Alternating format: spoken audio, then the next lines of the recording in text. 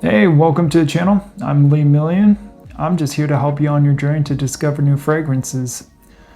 Today's episode has probably been one of my most anticipated fragrances.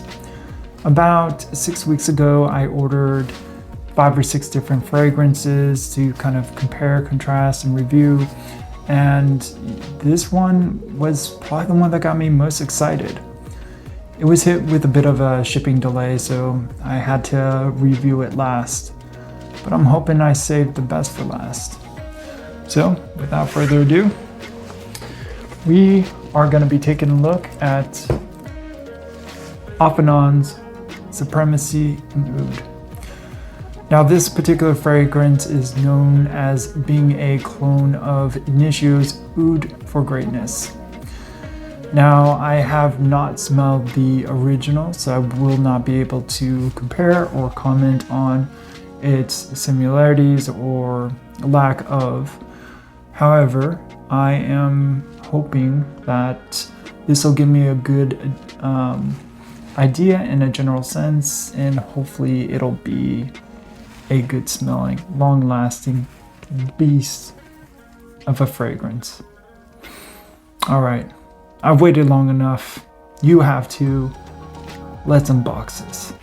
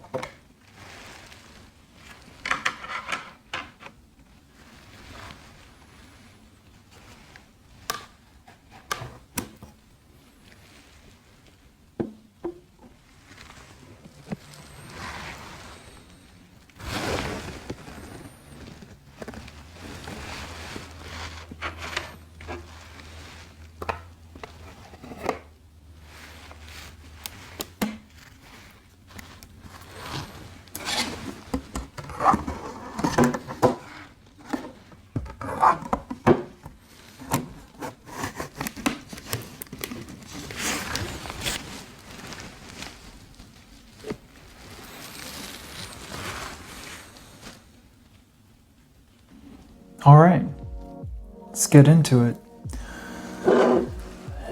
In terms of initial impressions of the packaging, one thing I will say is this looks a bit scuffed up. Maybe a bit hard to see here. I'll try to get it whenever I go over the notes and do a close-up of it. but it does look as if it is kind of brushed or dinged up on the kind of edge of the cap there, and even a little bit into the glass. Then of course you have their emblem there, you have the lettering in silver, and then this kind of golden tan metallic color. And its shape is fairly traditional, flask style. And then of course you have the cap up here, which not entirely sure how I feel about it. You can easily fit a finger through here, but in terms of what it's actually supposed to be, I don't know. I feel as if you wouldn't want to like latch this onto anything and just dangle it. Let's see. It's 80% alcohol, Era Perfume, natural spray, made in the UAE. All right. So, let's see how this smells. So, that was fairly substantial. Yeah, it definitely kind of locks in there. Let me turn the atomizer around and give it the first spray.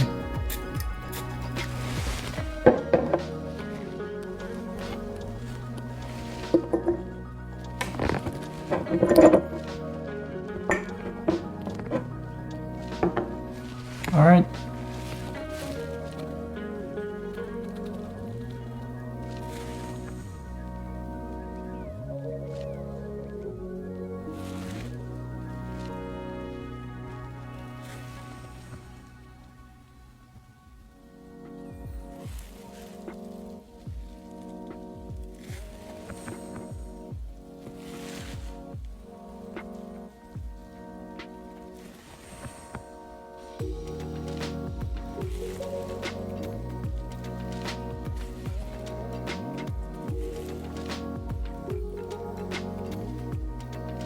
No, you can wait.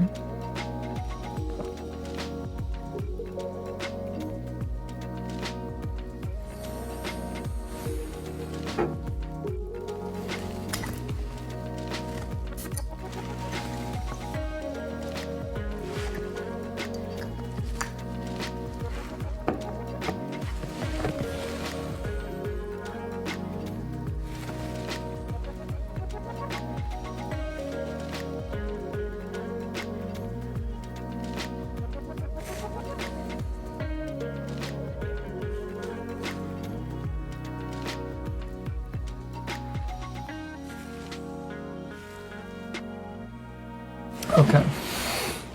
I am eventually going to have to say something. I can't have the whole video be me just sniffing. It's interesting.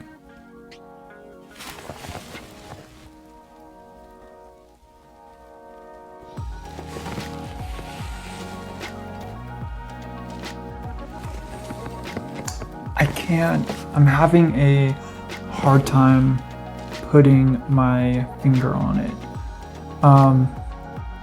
So to be honest, whenever I first smelled it, I got like I had horror flashbacks to Oud Vanille. There on initial spray, there was some stuff that was like eerily reminiscent of it. You know, I mean, obviously they both have prominent oud in the perfume, but just kind of like certain flourishes in there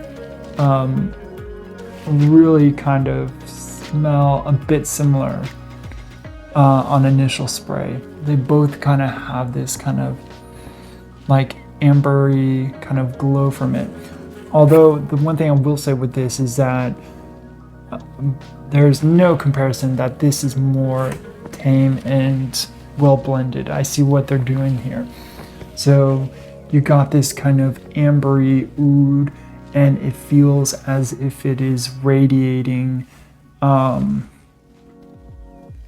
spices and warmth.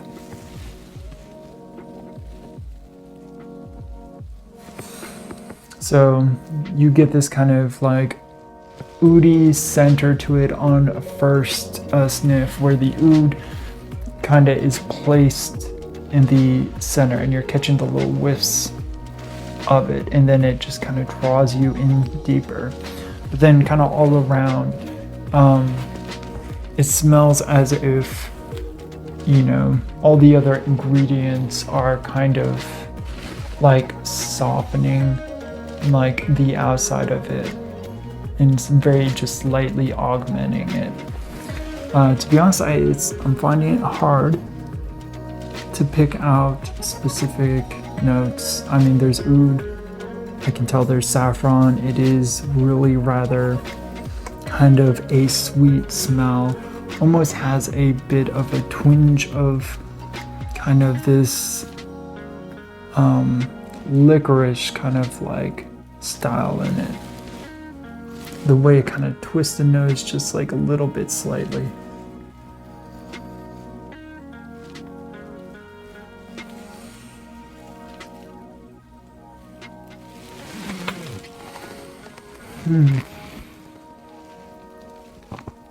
So this one I feel I'm not too worried about its longevity. Even what I'm smelling right now, it feels as if it'll radiate for a good bit. I do kind of wonder if the kind of sweetness will settle down just a little bit, because I could see that, kind of being like a little bit cloying.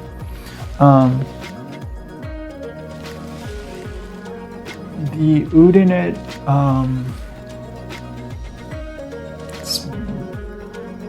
smells pretty good, bro. Alrighty, let's take a look at the main accords for Supremacy and Oud by Off and On. Main accords of warm, spicy, sweet, oud, fresh, spicy, patchouli, leather, tobacco, earthy, woody, and lavender. Alright, let's take a look at the notes, starting with the top notes of saffron, nutmeg, lavender, middle notes of agar wood, sweet notes, base notes of patchouli and musk.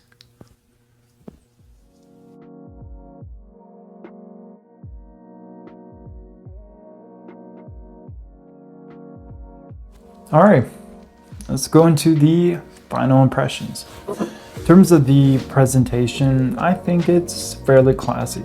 Comes in almost like a flask style bottle. It still has this cap on it, which particularly I don't like, because it seems as if they are trying to insinuate you should be carrying this by a carabiner attached to your belt, which sounds like a very risky thing to do. With that said, it's just there for aesthetics. So let's give it another sniff.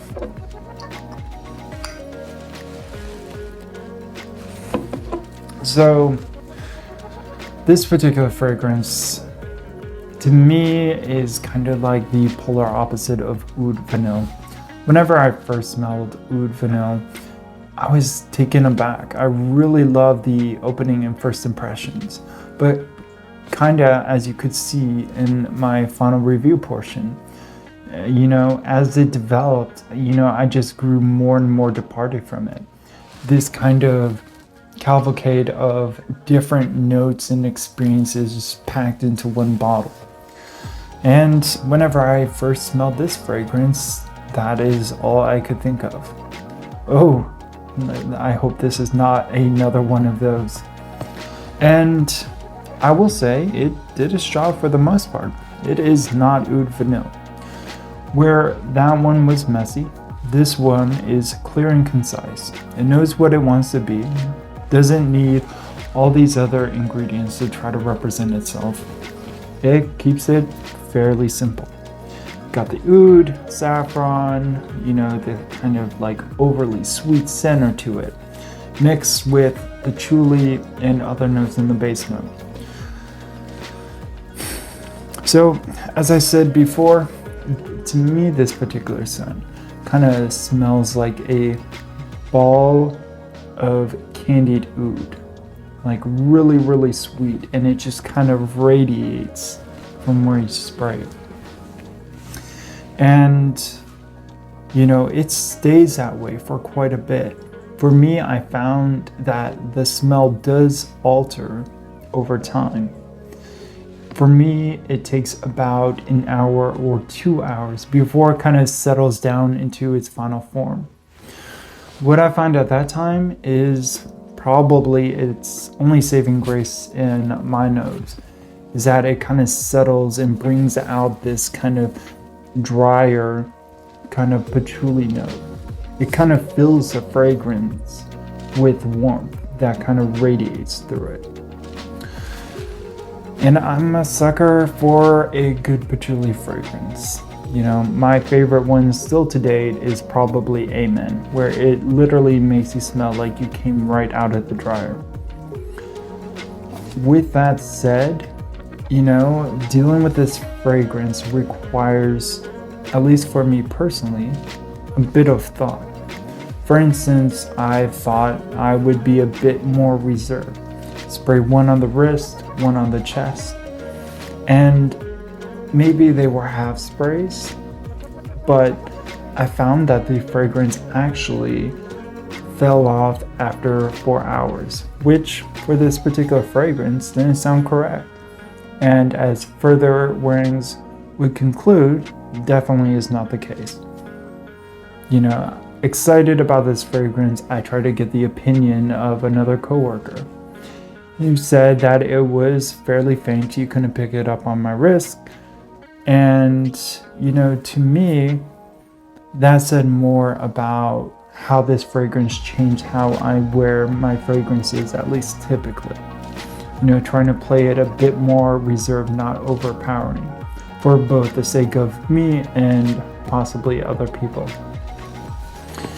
But I will say, if you apply it like you typically do with most moderate colognes, I'm talking about 4 or 5 sprays, you will get super long wear time out of it. Easily past 8 hours, probably starting to fade or settle into skin scent at the 10-hour mark. In terms of how well does it project? Yeah, it can fill rooms. Again, it depends on how much you spray, like, pretty much most colognes. But I feel at the moderate wearing of about 4 to 5 sprays, you're gonna be pretty well set to get notice and compliments, which, I received 1 or 2. With that said, this isn't really for me. My recommendations on the people that want this, which it seems to be the trend nowadays, to have super kind of almost gourmandy, kind of like caramely or chocolate, just darker sweet type flavors that projects well, super heavy, will last you a long time. If you've liked other fragrances like that, you will like this, which is why I feel I need to kind of disclaim my review. For me personally, something like this, I would give it a 5. I feel as if I shouldn't have to fight that much with a fragrance. I have before, and it's turned out worth it, but typically in those, it's a different type of challenge. It's a juxtaposition of different notes in there, and taking me a while to kind of like see how it fits into the overall image.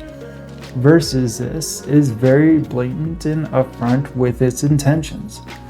It wants to be super sweet, get you noticed, and have a little bit of twinge to that nose. So for that, me personally, as I said, probably give it about a 5, average. And for most other people, I could see this being a superb value.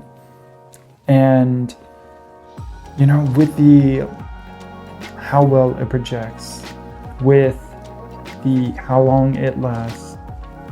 And I will say, the notes that are there that make this up seem as if they are well blended and at least sourced from higher than average ingredients.